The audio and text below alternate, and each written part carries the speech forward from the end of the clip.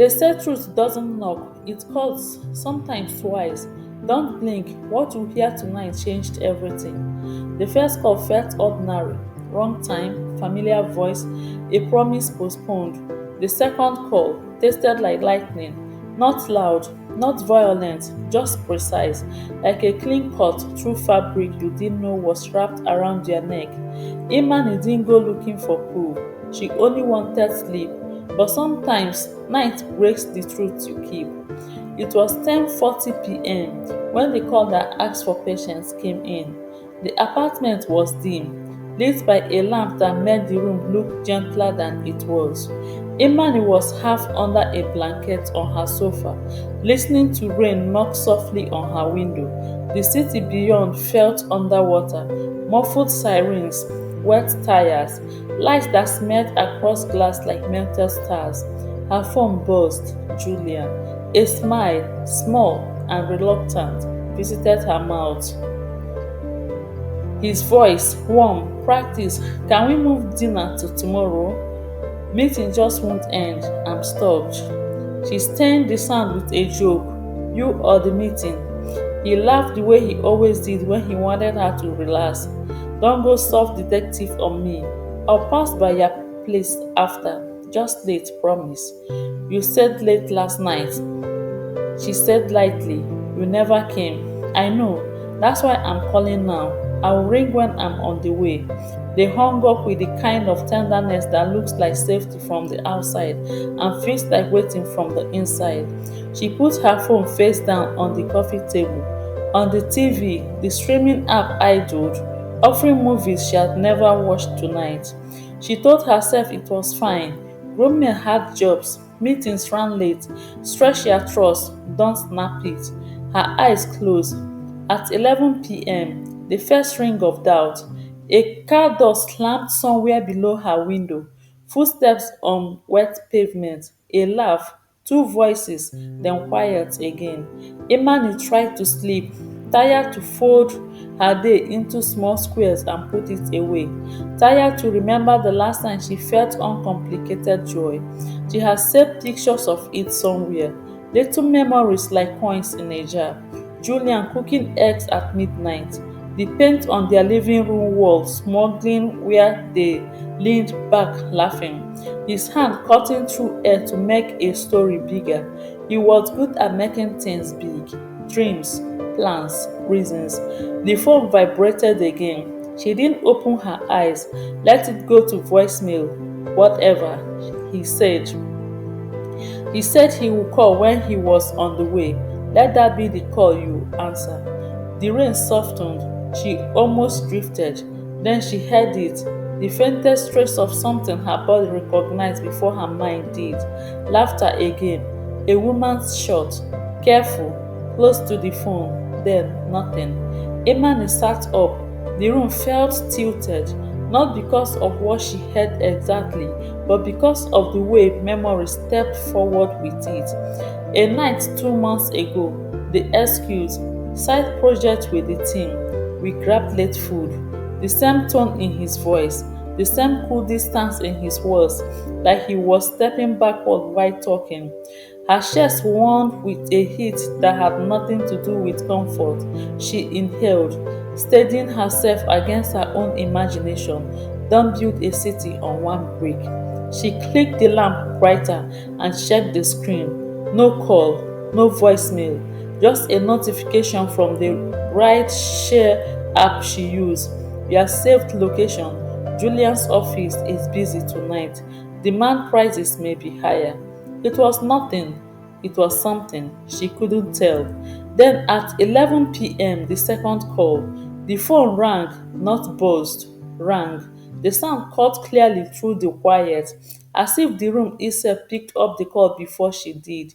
It was an unknown number. She almost let it die. But the night felt like it had leaned too close to her ear. She answered, Hello. No one spoke. Then the faint sound of indoor noise, the whoosh of a crowded place that tries to be private, a bar, a hotel lobby, somewhere soft enough that voices blurred into background like rain. Hello, she said again. A small rustle, a breath, then a woman's whisper, like a confession that has spent all day waiting for night. I didn't want to be the reason, but you should know. Imani's body failed to move for a second. Know what? I have been seeing him. I didn't know about you at first. A swallow. He says he's ending it.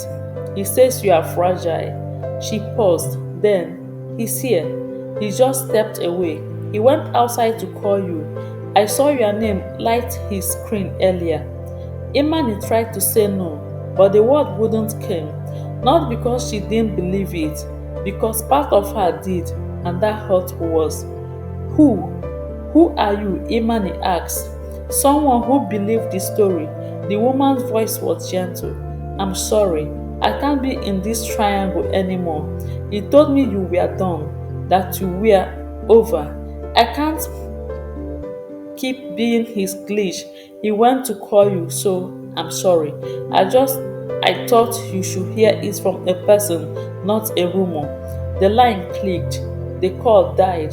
The room went suddenly loud with silence. Imani didn't cry. It's funny how tears take etiquette sometimes.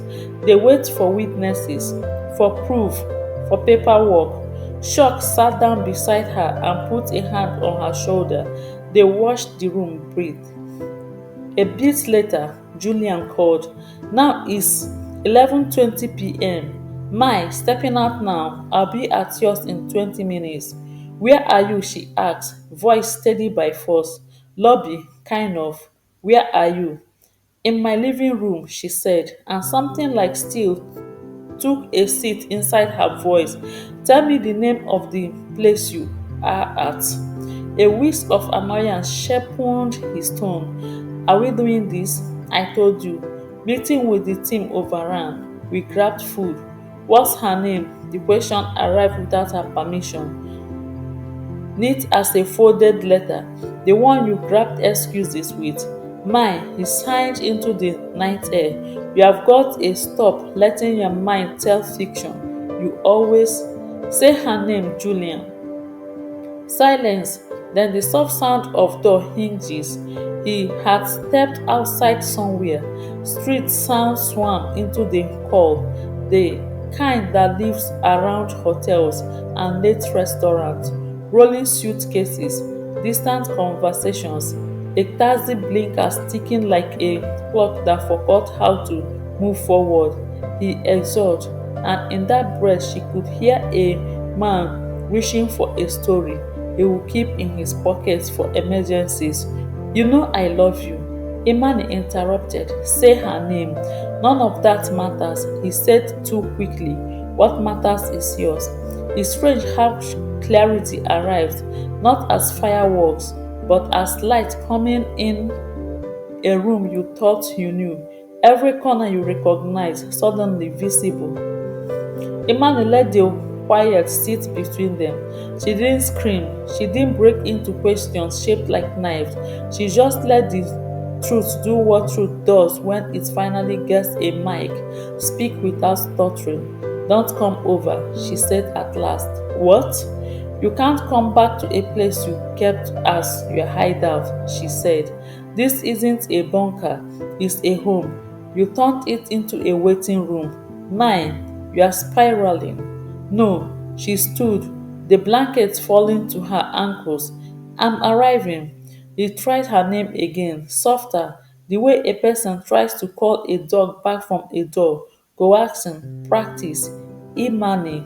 I'm done being the story you tell when you need to look like a good man, she said, and the room felt bigger suddenly, like someone opened a window inside her chest. Good night, Julian. She ended the call before he could put more fog into her house. It's exactly 12 a.m. when the rain thinned. The window kept the city outside where it belonged. Imani put her phone down like a candle she had blown out. The air felt warmer, or maybe she did. She walked to the kitchen. The clock above the stove glowed in a green that reminded her of hospital machines. Vital, measured, patient. She made tea just to hear something simple happen. Water heat, Kettle hum, steam lit. Grief came quietly, not as tears yet, but as rearrangement. A shelf moved to a different wall, a rug turned, a chair faced the window instead of the TV. That's how truth changes a life, not with demolition first, but with furniture. Her phone vibrated on the counter. A message from a number she didn't know. I'm sorry. Imani typed and erased 3 times. Finally, thank you for being human. No more. She didn't want a triangle made into a shaft. She slipped, steamed, touched her face like a small apology from the night. She set the mug down and opened the junk drawer, found masking tape, pulled a strip. She walked to the mirror near the door and pressed the tape across the edge of the frame, writing on it with a marker she dug out of a pen cup. No returning to less. Not a motivational quote, a policy. At 12:30 a.m., the door and the decision, the elevator down the hall clanged, footsteps approached, a knock, 3 polite taps. Imani didn't move. The knock came again, firmer. She breathed, counting quietly until her heartbeat learned the pace. She walked to the door but didn't open it. Imani, Julian's voice, close. Open up. She studied the peephole. He looked like a man who believed he could save the scene. He wore the same face he wore after each small betrayal. A face careful, tilted toward regret but not heavy enough to fall into it. Please, he said, we can talk. She washed her hand, reached for the lock, and then stopped. She saw the future split like a path in forest, one road that curved back into familiar sorrow, and one that stepped forward into air. Talk is the taxi people take to avoid walking. She turned and went to the bedroom instead. She gathered a small overnight bag, charger, toothbrush, a fresh t-shirt, sweet pants, journal. She placed the bag by the sofa. She texted her sister, "Can I crash tonight? We'll explain tomorrow." The answer arrived before she said the phone. Come. Another knock. My, his voice softened. "We've had worse nights." "No," she said gently, though he couldn't hear through wood. "We've had longer lives."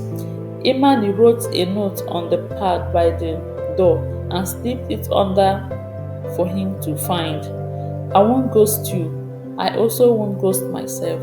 We can talk with the third person in the room, the kind who listens to both realities and asks for accountability. If you want to repair, book a therapist and send the time. I'll arrive with the truth." She turned off the lamp, took her bag, and left through the back staircase, feet learning the rhythm of a woman walking away without running. It was 1 a.m. when she arrived at her sister's apartment. Naya opened the door in a t-shirt with a pint and the kind of hug that doesn't need translation. Imani stood inside it for a long time. Then the tears arrived, finally getting their turn. They weren't dramatic, they were just thorough, watching what was count. Naya didn't ask for the story the way gossip asks. She asked the way doctors do, kindly, to heal. Imani told her everything. The first call, the unknown number, the second call that filled the room with mirrors, the man at the door, the note. Naya listened without wincing. "I'm proud of you," she said, "for being abandoned." "No, for not abandoning yourself," Naya said. "That's what people do, stay and leave themselves behind." They made a bed in the couch. Imani lay down, watching ceiling shadows move like slow waves. Naya brought water. "Tomorrow you will write it all down," she said softly, "and then you will decide what you want, not what he wants, not what fear wants." but you. Imani closed her eyes and felt something small and unfamiliar settle inside her like a seed, relief that didn't need permission. At 9 a.m. in the morning, text from Julian at dawn, then another at 8. The kind of messages men send when their reflection looks back differently. I am sorry. It wasn't serious. It's you. It's always been you. Don't do this to us. Imani made a list instead of a reply. Non-negotiables if repair is real. Couples therapy booked by him. Individual therapy for him. Full transparency for 90 days. Passwords, finances, schedules. Introductions to everyone involved if needed. No shadows. A plan for rebuilding trust with dates, not vibes. She stared at the list, then added one more bullet: permission to leave even if he tries, because effort isn't evidence, change is. Then she sent a single text: if you want to repair, read the note, book the room, send the time. She turned off her phone, not as a punishment, but as a boundary. Silence wasn't a weapon anymore, it was a tool. A week later, they met in a room with two chairs, a low table, and a therapist who didn't turn pain into poetry. Julian tried to begin with charm. The therapist smiled at the charm and then moved it gently aside, the way you move a coat before you sit down to talk.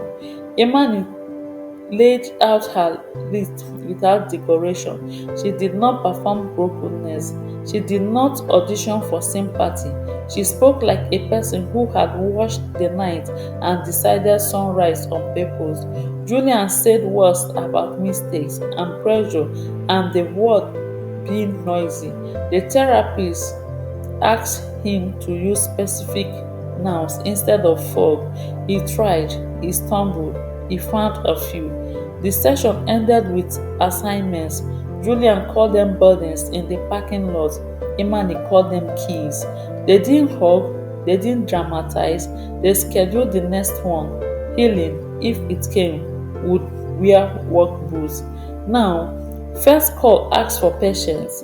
The second offered proof. The night did not break Imani's heart so much as it broke her denial, the most loyal thing she had kept. She didn't become bitter, she became specific. She didn't become hard, she became honest. And that's the quiet miracle of truth. It doesn't always end a love. Sometimes it ends the version of you that accepted less. Lessons from my story. 1. Clarity arrives quietly. You don't need a storm. Sometimes all it takes is one honest sentence. 2. Boundaries are not walls, they are doors with locks, and you hold the key. 3. Effort is not evidence. Apologies decorate, accountability rebuilds. 4. Talking is not repairing, but dates on promises or they stay poetry. 5. You can walk without running. Living a lie can be calm, steady, and kind to yourself. 6. Trust doesn't rush you. You are allowed to pause, plan, and proceed awake. 7. You are not losing love by choosing you. You are losing the noise that drowned you. The story you just listened to is written by Pastor Chris Norah. The voice behind this channel echoes of her tears, where stories heal, awaken, and restore. If you are touched by my story, please like, comment, share, and follow for more emotional stories only on this channel.